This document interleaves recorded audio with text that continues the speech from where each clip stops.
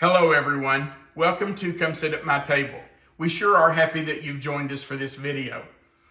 Today we are going to make a really nice casserole that is perfect for breakfast or brunch. We especially like it on Christmas morning. It's fairly easy to put together. It's got very simple ingredients, so it's easy to make, but it makes a really nice presentation. Now let's talk about what we're going to need to make egg, shrimp, brunch casserole.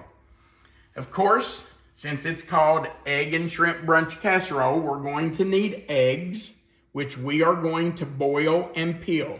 You're going to need 1 dozen eggs. And we're going to need some shrimp. Now, I make sure that we always get the cooked shrimp. You want it already cooked because you don't want to have to worry about getting it done. And I make sure that we always get the peeled, deveined, and tail-off shrimp. Now you can get whatever size you want, but I really like the extra small shrimp. I get those because I just feel like they're kind of easier to eat when people are eating it. It's easier to get one of these on your fork than a big jumbo shrimp. So I like the extra small shrimp. You can use whatever size you like. The original recipe that I got from a lady we used to teach with, and I'm going to talk more about her in a few minutes, but that recipe called for 1 pound of shrimp. You can no longer, or we can no longer find 1 pound bag of shrimp. These are 12 ounces. But it's really kind of the right size. If you go with a pound, it's a little bit too much in the casserole dish. I feel like 12 ounces is about right, but if you want to go with the full pound, just get an extra bag, take about 1/3 of it out and add to this, and you'll have 1 pound of shrimp. Okay, so we need eggs and shrimp. Those will go into our casserole dish, and then we're going to make what my parents always called, and I call, a white sauce. We will use 4 tablespoons of butter, 4 tablespoons of all-purpose flour, and 1 3/4 cup of half and half. Now, does it make a difference whether you use whole milk or half and half? I really feel like it does. Half and half just makes it a little creamier and thicker, so I really would suggest you use the half and half. And to that white sauce, we're going to add 2.5 teaspoons of prepared mustard and 2 teaspoons of chopped parsley. Now, if you don't have fresh parsley or you can't find it at your store, you can use dried parsley and that'll work just fine. Then we'll put that white sauce on top of our eggs and shrimp, and then we will top the whole thing. Oh, I forgot, we need some salt and pepper in that white sauce. We're going to use about 1/4 of a teaspoon of salt and about 1/8 of a teaspoon of pepper. I'm going to use white pepper because we're making a white sauce and I don't want the specks of pepper to show up. So that's what I'm using, but you can use regular black pepper. Then we're going to top the whole thing with about 1 cup of grated Swiss cheese. And I'm just going to use my little box grater and we will grate that up.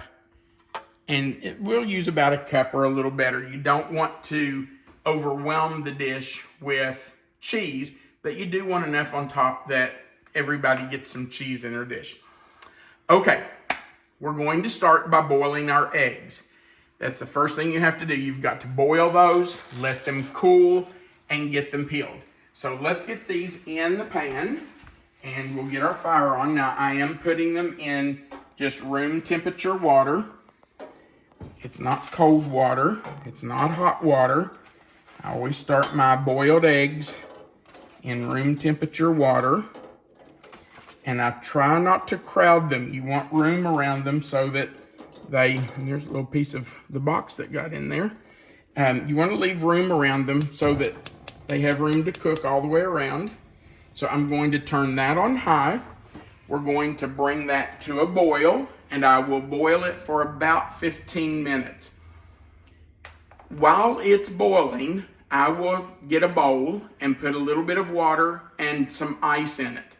and get that water good and cold, because when the eggs are finished boiling, we're going to drain off the hot water, run some cold tap water over them to start cooling them. And then once they're cool enough for me to pick up, we will move them over to the ice bath and let them get completely cold. It'll take about 15 or 20 minutes in the ice bath for them to get cold enough that the egg will kind of shrink away from the shell on the inside so that they peel easier. So we will do all of that, and once we have started peeling the eggs, we will come back and show you the next step. All right, we'll be back in just a few minutes. We boiled our eggs for 15 minutes. I took them over and drained the hot water off, put some cold tap water on them and let them sit for 3 or 4 minutes, and then took them out of that and put them into an ice bath. They've been in this ice bath for about 15 minutes or so, 15 to 20, and I have started to peel the eggs. So I want to show you how I peel eggs. After they've been in the water bath for about 15 to 20 minutes, the egg inside has cooled enough that it's kind of contracted and pulled away from the inside of the shell. So I crack the large end of the egg, and then I crack around. I don't know if you can even see this. My hand's probably in the way. Let me do it with this hand. I crack all the way around top to bottom. I peel off the top part because that's where there's an air bubble. So that just comes off really easily. And then I take just a little bit off the bottom too. Now there's not an air bubble down there, but you can usually get a little bit of it to come loose. Then I lay it down on my counter and I just gently roll it back and forth to crack the whole thing. Now you have to be careful because you don't want to break your egg. You don't want to tear up the egg inside, but you do want to break that eggshell up and get it as small as possible. Then I start massaging and I just roll it around. Now I don't know if you can see there how this is bubbling up. Does that show up, Melissa? Yes. Okay, you can see that that's bubbling up there. And once I go all the way around, that whole eggshell should just slip right off. And that goes in the compost. And then I rinse off my egg and it's ready to use. Perfectly boiled, perfectly peeled egg. Okay, that's how I do my eggs. I know eggs can be really touchy, really hard to peel. I've always found that if your eggs are a little older, they peel better. So I like to have my eggs like these that I'm going to peel. I like to have them for at least a week, even closer to 2 weeks in my refrigerator before I use them to boil and peel. I just feel like they peel easier if they're a week to 2 weeks old. All right, I'm going to finish peeling this dozen and then we'll come back and we'll thaw. Oven's ready. Our oven's preheated to 300 degrees. I'm going to finish peeling these and then we'll come back and thaw our shrimp and we'll put our casserole together. We'll be right back. Our eggs are peeled and ready to slice to put in our casserole. But before we do that, we need to thaw our shrimp. Now the good thing about this cooked shrimp that has been peeled, deveined, and has the tail off, pardon me, the good thing about it is that all you have to do is run it under some cold water and it will thaw. So we're just going to take our shrimp, put them in a colander. Make sure they're all out. And I'm going to set them in the sink and turn the water on. Turn my sprayer on so it hits most of them. We'll come over every once in a while and just kind of push them around to make sure they're all getting some water. And we're going to let those thaw while we're working on our eggs in our casserole. All right, so let's go back to our eggs.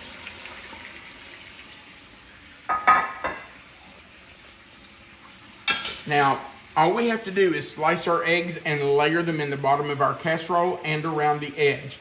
By the way, look at this beautiful dish.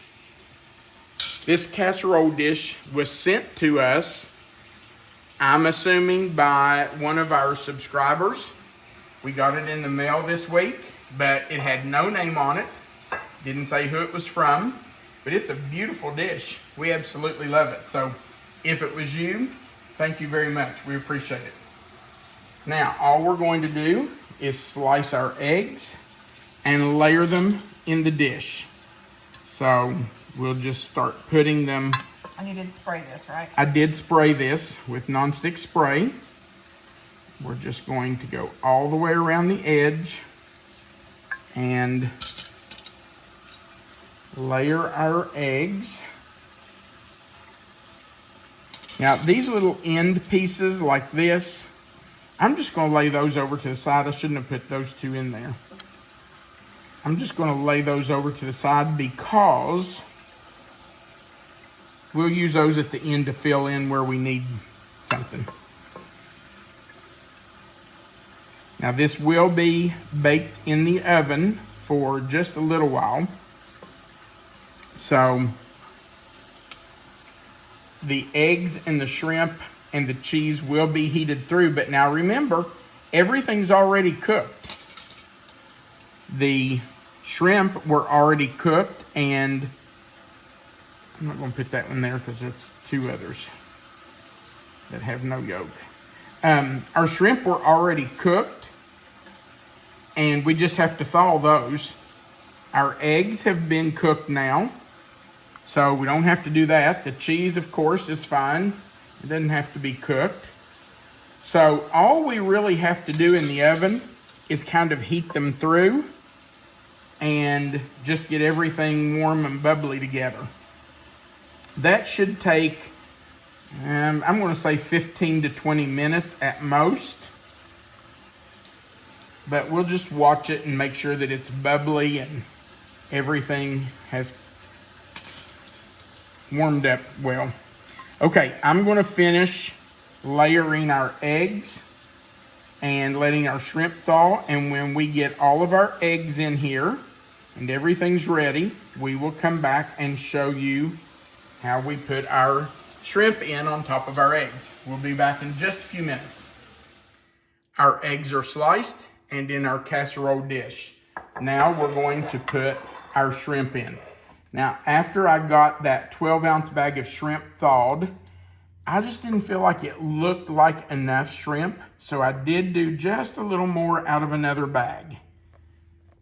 And we're just going to put these in right on top of our eggs. And honestly, it's just your opinion. You know, if you want a lot more shrimp, then thaw out some more shrimp. If you don't care for as much in it, then just use the 12-ounce bag. It's totally up to you. It's your dish. You fix it the way you want it.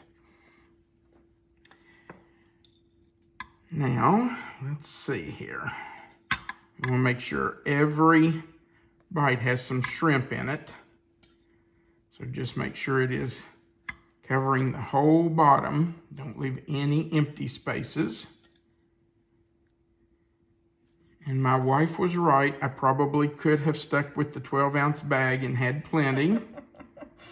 I didn't think you'd mention that. But I would rather have too many shrimp in it than not have enough. Oh, and I do want to show you something. I don't know if you can see this, Melissa. You see that dark spot in there? Yes, I do. That's a piece of the vein that was not taken out. So I'm just, see there it is? Mm-hmm. So I'm just going to pinch that off and take that out of there. You don't want to leave that in. Okay. And once in a while, you'll find one with a piece of the tail still on it. If you do, just take that out.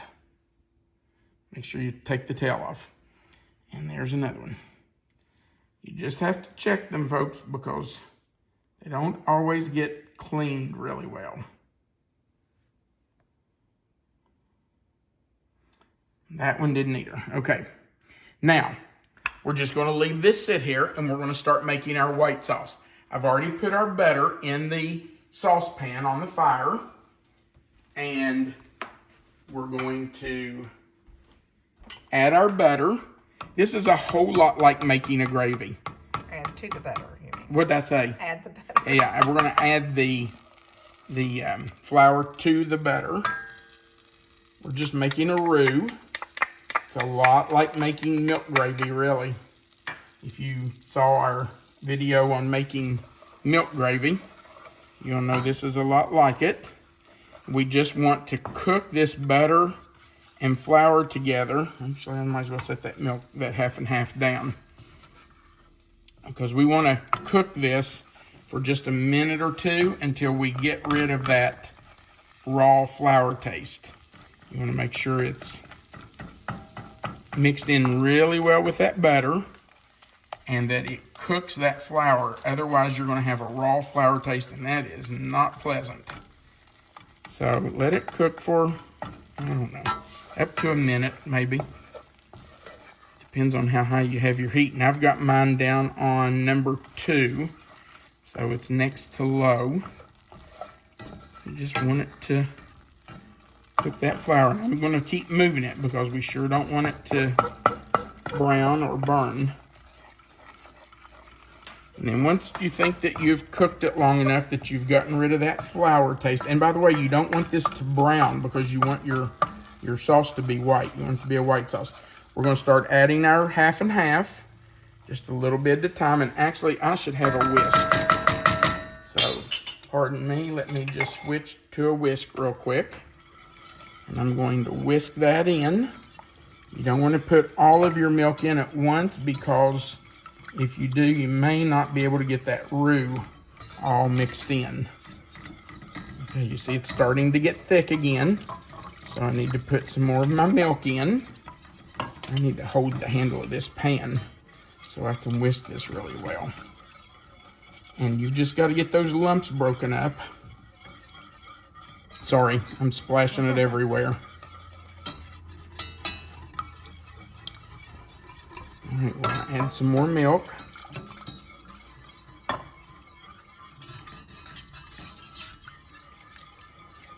And just keep cooking it. I've got it on low. I did turn it down to low. It's just gently cooking. Now right there's a lump of that flour. So we want to make sure we break that up. We want to get that roux all mixed in. I'm going to add the rest of my milk now.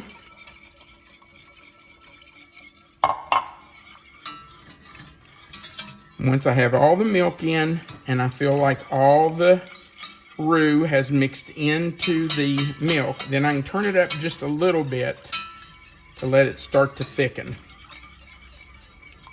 And at this point, we can add in our salt and pepper. So I'm going to add in 1/4 teaspoon of salt. Aren't these little measuring spoons cute as they can be? The teeniest little things, aren't They are. One of our subscribers, Cheryl Patrick, sent those to us. We appreciate that, Cheryl. And a little bit of white pepper. I'll use about 1/8 teaspoon. Just to give it some flavor. The cute thing about those measuring spoons is they have a measurement for a pinch and a dash. Yeah, Really a smidgen. They are cute. Okay, I'm going to turn it up now and let it start to thicken. I've got it on about medium. It will take a few minutes, but we want to keep whisking, keep it from sticking on the bottom, and I might even go back to, there's a little bit of milk still in there. I don't want to lose that. I'm going to go back to my spoon just so I can get the bottom really well, and the corners. Go all the way around that pan.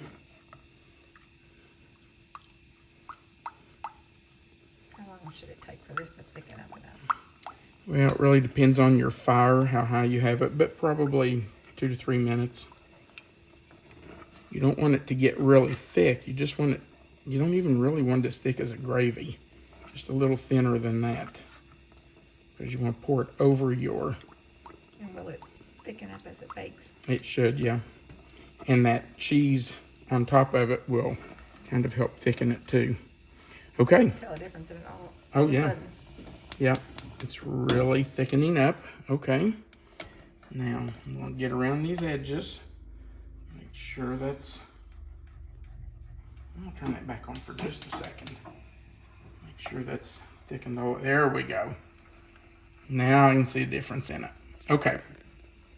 That was strange. It just happened all of a sudden. All right. So, now we're going to take our white sauce, and I'm going to add our parsley and our mustard. Stir both of those in. And that's everything now that goes in our white sauce. Oh, I can smell that mustard in there. Surely this white sauce has a fancy name. Well, I don't know. Our family always just called it white sauce. My mom used to make this without the mustard and the parsley and stir chopped up eggs in it and serve it over toast. She called it creamed eggs on toast.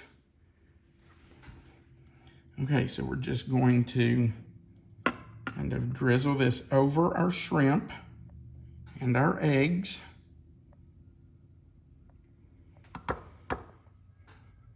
I have to get a spatula. I should have already done that. I apologize for not thinking ahead on that.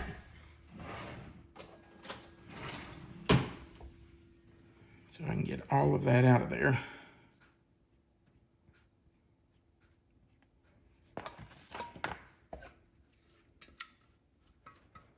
That's better. Now we'll just make sure everything's covered. Get these corners.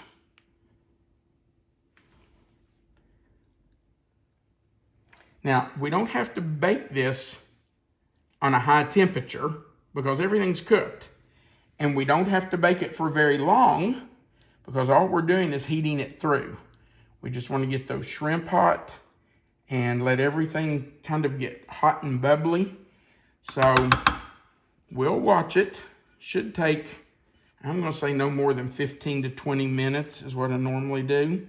And with the cheese on top, it's going to be yummy. That's right. That cheese will melt. Okay. So just make sure your white sauce is covering everything. Get a little over here in this corner. And now we'll sprinkle our Swiss cheese right on top of that. And I told you a cup, but I might have done a little more than a cup. You can put as much as you want. It's your dish. And I'm going to tell you, this is really a nice casserole for Christmas breakfast or Christmas brunch. This is really nice. We've known people who have served it for baby showers, that kind of thing.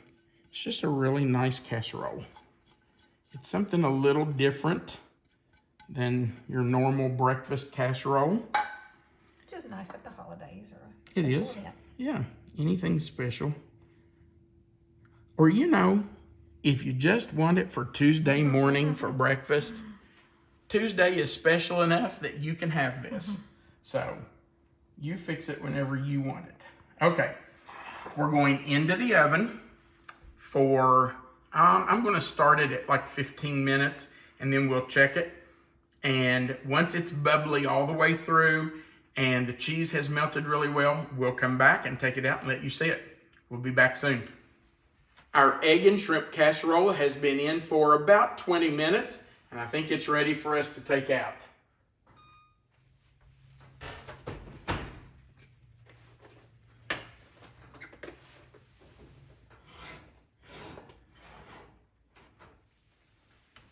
Oh, it's bubbly. Look at that.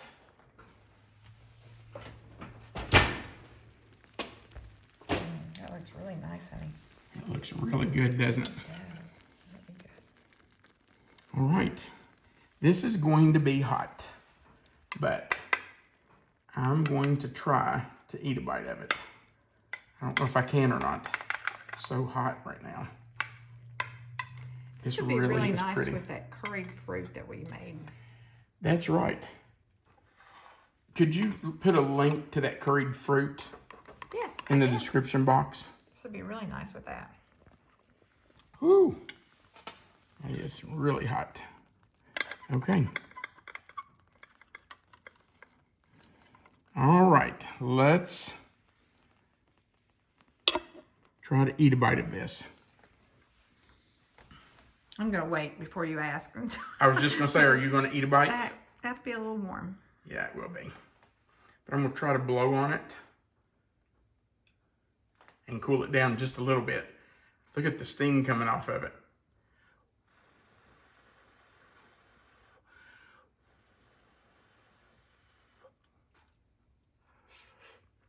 Hot, hot, hot.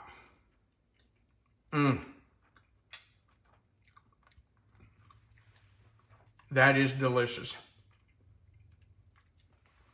Now, you may remember, we did not put much salt and pepper in it.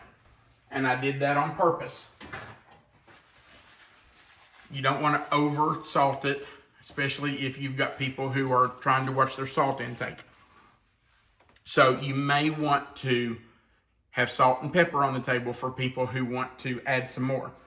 I would definitely add a little more to this on my own plate, but I would not put more in the dish because it's enough for people who can't have the salt, especially.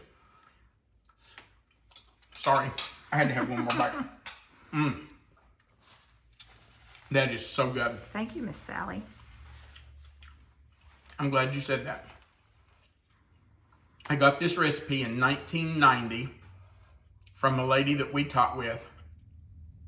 When I started teaching as a brand new teacher straight out of college, she was a kindergarten teacher at our school. Her name is Sally Bryce.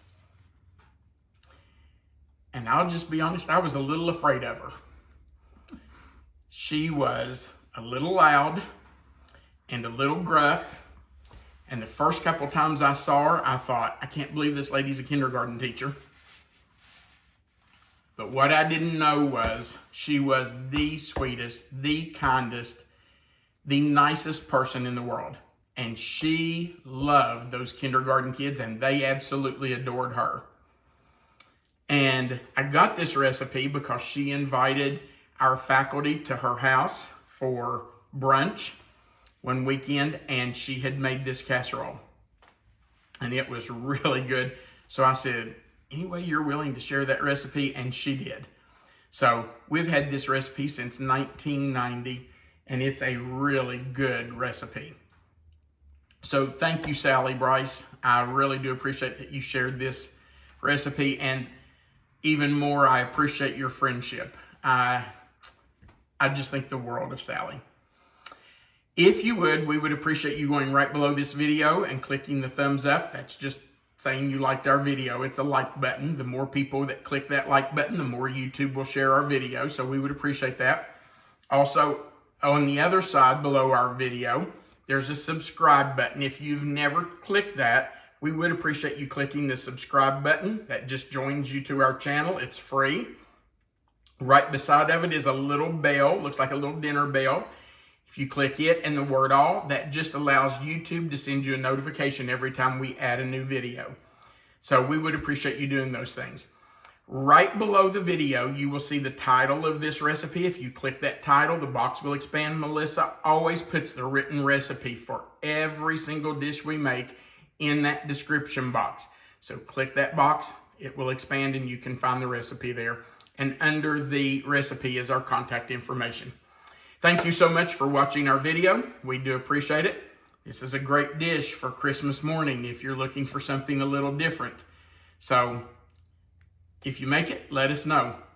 Thank you again for watching.